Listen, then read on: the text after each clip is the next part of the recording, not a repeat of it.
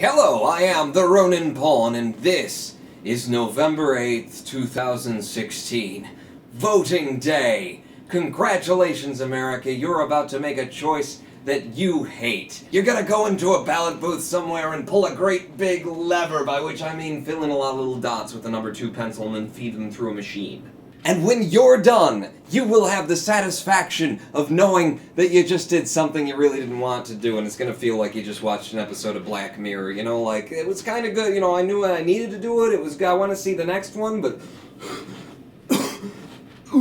because you are part of the two-party system and you are voting for either Donald Trump or Hillary Clinton. And my God, to be standing here on this stage with these two people makes me want to watch more Black Mirror. Now listen, maybe you're actually excited about this and you're happy and you found a candidate that you want to vote for, and in that case, good for you. I'm glad for you. You're voting for someone that you actually want to see in office. Hoorah! But if that's the case, you are part of a minority, my friends. The majority of the American public does not want to vote for who they are voting for today, right now. And if one were a Ronin pawn, they'd ask the question, why? Why in God's name are you going to vote for people who you don't actually want in office? Why are you casting your vote for people you don't want, who don't represent you? And the answer would be, well, I'm not so much voting for someone as I'm voting against the person who I don't want to be in office, because if they get in, things are going to be really bad. Whereas if the other person gets in, they'll be okay-ish. God, you're a tool. I, however, do not want to vom, as I am a proud non-voter this year. That's right, America! I didn't vote, and you are welcome, and you should be welcome, and you should be thanking me, because I am not a part of the problem. And I know what you're saying, I know what you're thinking, because I hear it all the time. All the friggin' time from all the media outlets. If you don't vote, then you're part of the problem, Ronin Pawn. It's not us, it's you! So let's address that, because I've been berated over a decade for my choice to not vote sometimes, because sometimes there's no one to vote for. And what I get from the mainstream media in general, even on YouTube, is you should vote. You need to vote. Voting is good. If you don't vote, no one's listening to you and nothing will change the way that you want it to. Which is a very patriotic argument. It's a very American argument. It's a very optimistic argument, which is kind of a tenet of Americanism. Ask anyone from another country what they think of Americans. We're a very optimistic people, which is a kind way of saying we think things that sound good but aren't true.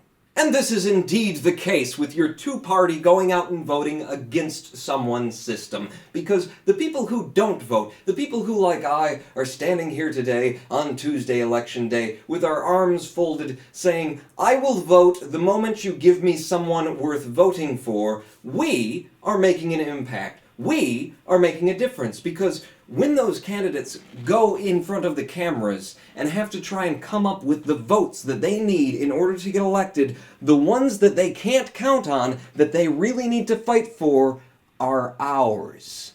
They are not the votes of the people who de facto and default opted into the system because they believe on some irrational level that voting in and of itself is necessary and mandatory and that they are a bad person if they don't do it.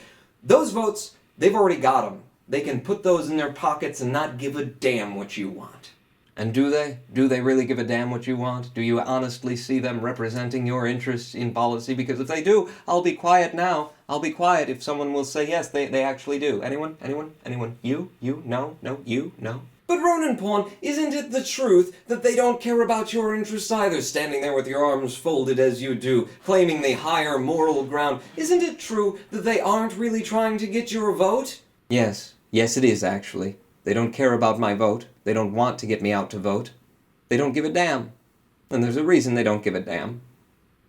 Because they've got yours. Because they've already got a whole society worth of people duped into feeling that they need to go out and vote. And all those people who are standing there with their arms folded and not voting, well, screw them. We've already got all these suckers on the hook to vote for us regardless of what we do or say, so long as we don't step in a significant pile of poop anywhere along the trail. And the piles of poop, as we respect them as politicians, are actually making statements.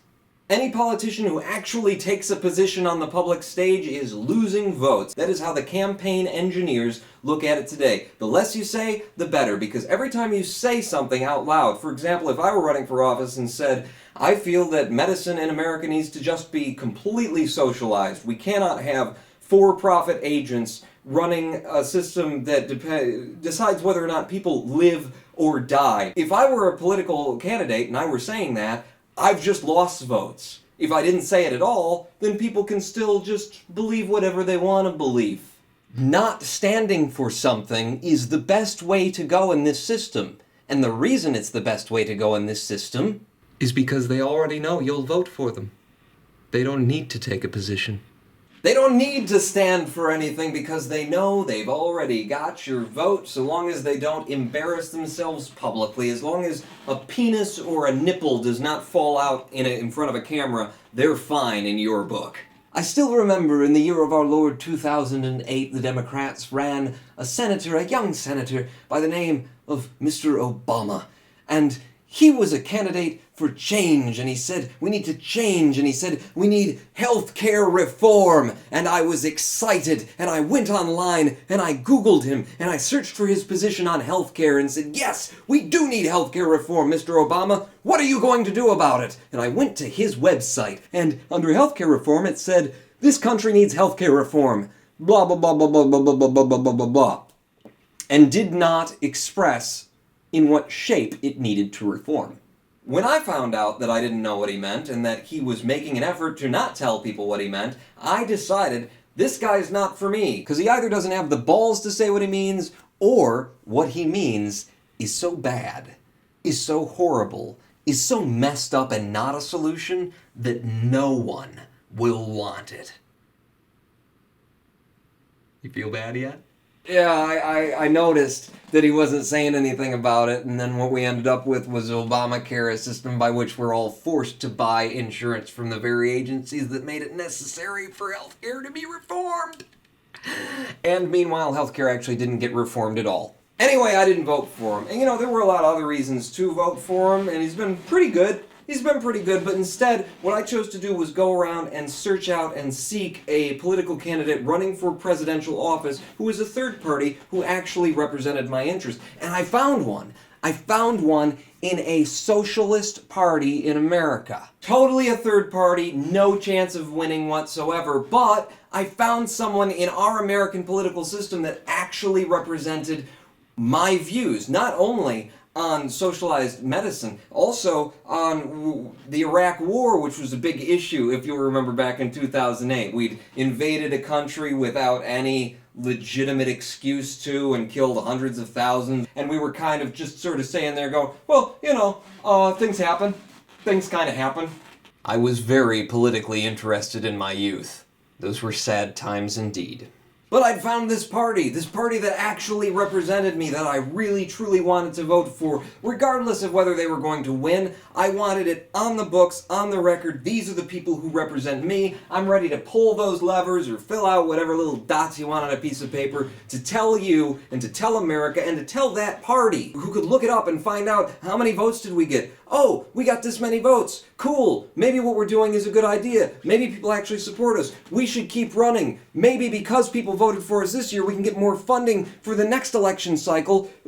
I wanted to be part of that. I wanted to throw my support behind this party. So when the day came, I marched into my polling facility knowing that I was about to vote for someone who I actually wanted. I was going to feel great at the end of it. Not like I wanted to vom, not like I'd voted against someone rather than for someone. And I went in and I filled out my whole ballot and I chose all of my different local representatives and everything. And then I got to the presidential field and I had memorized the name of this candidate that no one had ever heard of so that I could write her in. It was a woman. It was a woman in 2008 that I wanted to vote for. And that shouldn't be a thing, but apparently that's a thing this year. Oh, we're voting for a woman. That's progressive, isn't it? Doesn't that help us to justify voting for someone who's an odorless, colorless centrist that doesn't represent anything? At least she's got ovaries. I went into my polling station that day, and I filled out my entire ballot, and I came to the last line.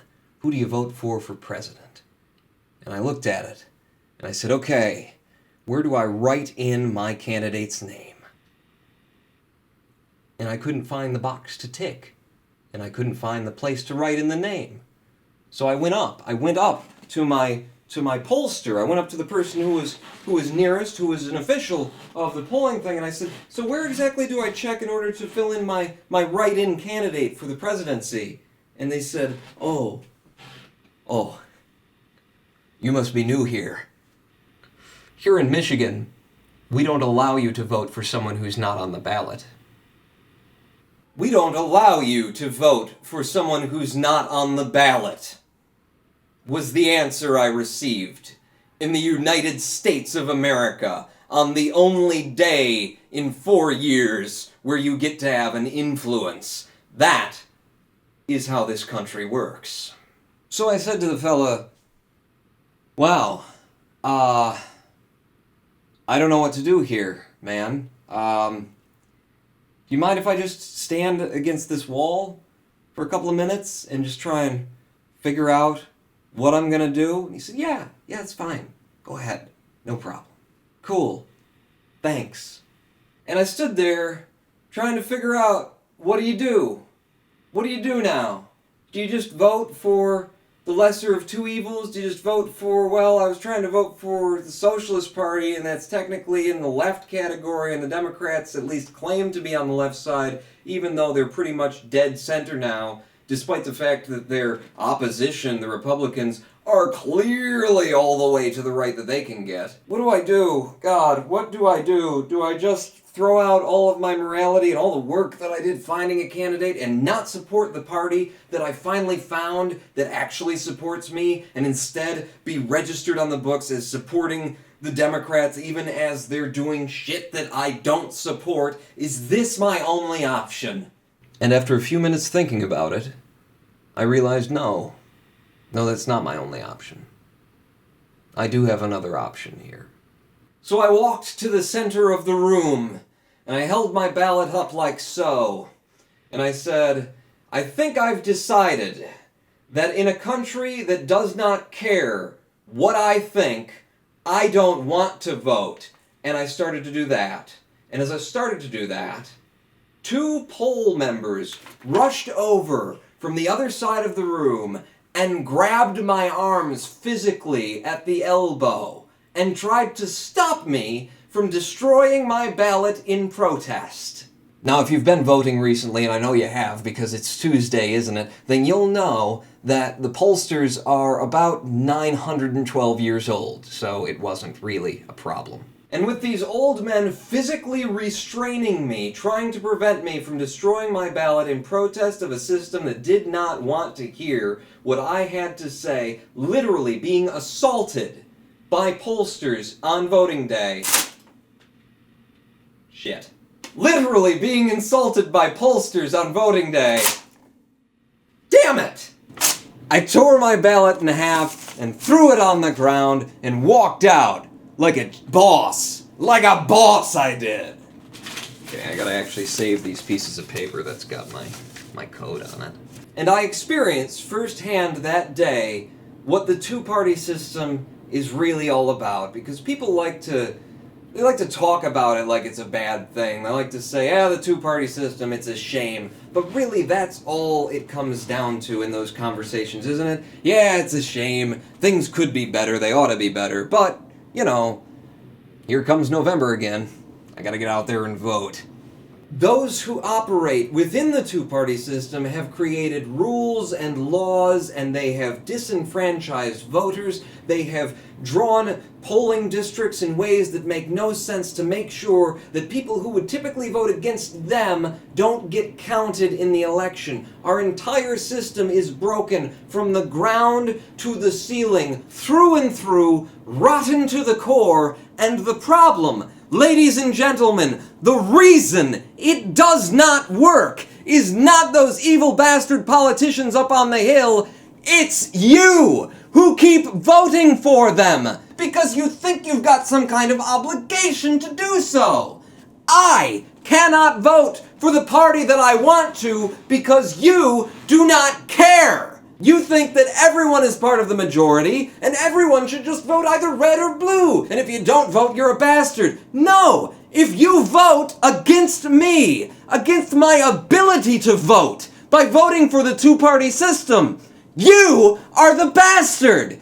You are the problem! Because you do not demand, do not require, do not hold them to a standard and say, I'm not going to turn out for you unless you listen to me. Today is Election Day in the United States of America, November 8th, 2016, and I am proud to not have voted for anybody, because nobody represented me. And if you're not going to represent me, you're not going to get my votes. If you're not going to change the system so that I can vote for who I want to, then I'm not going to vote for you. If you're not going to make sure that no matter what color you are or what leaning you have politically that you can vote, then I'm not going to vote for you. If you're going to maintain state rules that keep people from voting because they can't afford to have a state ID or they just don't need it any other time of the year, I'm not going to vote for you. If you're going to require people to show up on a Tuesday in the middle of a work week and not call it a vacation day, I'm not going to vote for you. 'Cause you're an asshole. And the people who vote for you, despite the fact that they know you're an asshole, are assholes. I am the Ronin Pawn. I'll see you next time. Pawn out. Note to self, when you're uploading this one to YouTube, you might want to turn off the comment section.